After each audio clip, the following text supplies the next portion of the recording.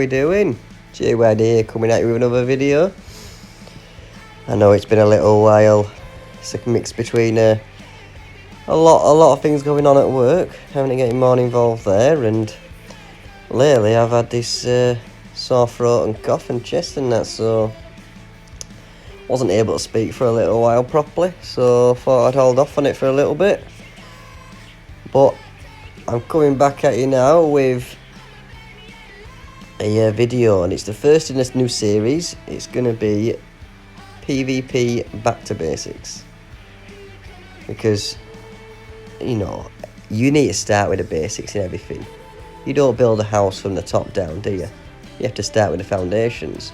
So we're going to start with the easiest but probably the most important thing you need to learn about PvP, and that's going to be troop types and weaknesses. So without further ado, you've got 4 troop types: siege, you've got archers, you've got cav, and you've got ground. Now each troop type has its own strength and weaknesses. Now for those of you who don't know, it's actually very easy to find out what their strengths are. So on here, you click on the barracks for example, and you click detail. Now in this little thing here, you'll see a little nugget of information down at the bottom there. Ground troops possess a battle advantage over ranged troop. It'll say that on each and every one of them. These so mounted, and they've got an advantage over ground.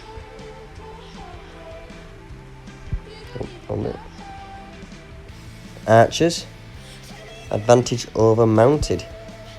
Now the only difference is siege. Doesn't say on siege, but we will come to that. So each troop type is strong to another, while also being weak to another. And this is obviously important in PvP. So I'll give you an example. So ground beats archers, right? So you've got ground beats archers. You've got archers which beats cav, and you've got cav which beats ground. That's the way it works. And the reason this is important is I'm not sure what it's like in your alliance, but I always say to my guys, make sure you've got 3 PvP presets. So you've got one for cav, they're not in right now, they're busy on a rally. One for archers, and one for ground. Later on, you'll have another one for siege. However, that's more late game. So now the reason you have this is because when you, let's say for example in Battlefield, you're messing around with people at one of the buildings, and they have stuck a march preset in there of archers. Now if you use this knowledge wisely, just this basic PvP knowledge, you know that archers are countered by ground. So you wouldn't send, I mean you can send your archers, they're neutral to it, but you wouldn't send your cav, because you know cav are weak to archers, right?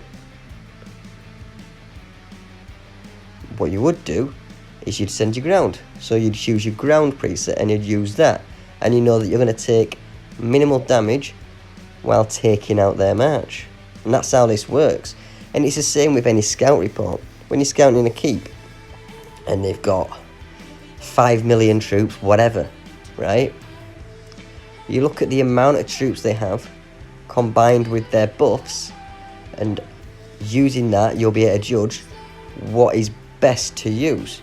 So if they're really heavy on cav and they've just got basic buffs, whatever, 400, 500%, right? Really heavy on cav, you know, If you hit with archers, you're going to do some serious damage. Even if you do not one-tap them, you're going to do a lot of damage. If they have a heavy amount of cav, you're going to wipe them out. Right? And that's the way the game works.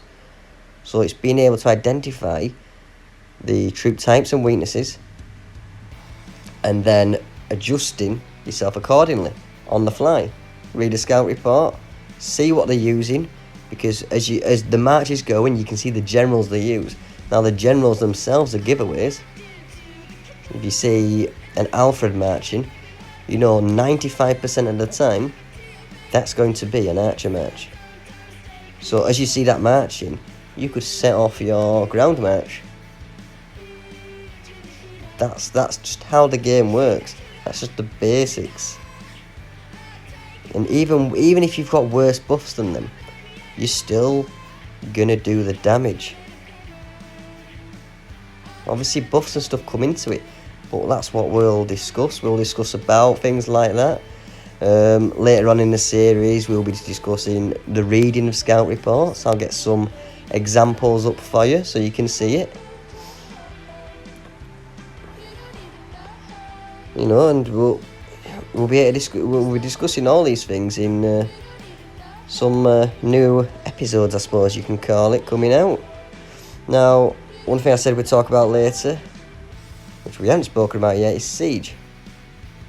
Now, Siege is not particularly weak to anything, purely because, especially if there's other troops there, it sits at the back of the battlefield. So, and it focuses on whatever is at the back of the battlefield. Usually the opponent's siege. So siege beats siege. Right?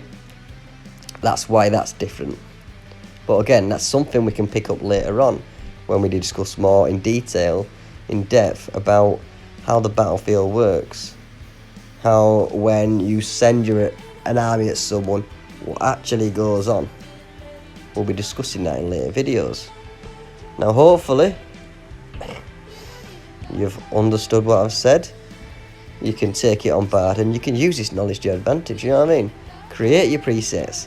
Get your 3 presets. Your cav, archers, ground. Get your 3 presets sorted. And then when the time comes, you get your good scout report, you can see what they're using, counter them. It's just Evony Basics 101. And it's just really good to get this into place first before you think about anything else. Before you think about buffs, before you think about the way matches work, before you think about all these other little things, the readings of scout report when they've got bulk amounts and you know what to use first to clear certain things, to then be able to use something else to clear the rest. First thing you need to know is what beats what. So hopefully this has been a good little source of knowledge for you, and hopefully you can, as I said, you can use it to your advantage. If you enjoy what you hear and what you see and want to know more, please subscribe to me, drop a like, and let me know what you think in the comments. Peace out.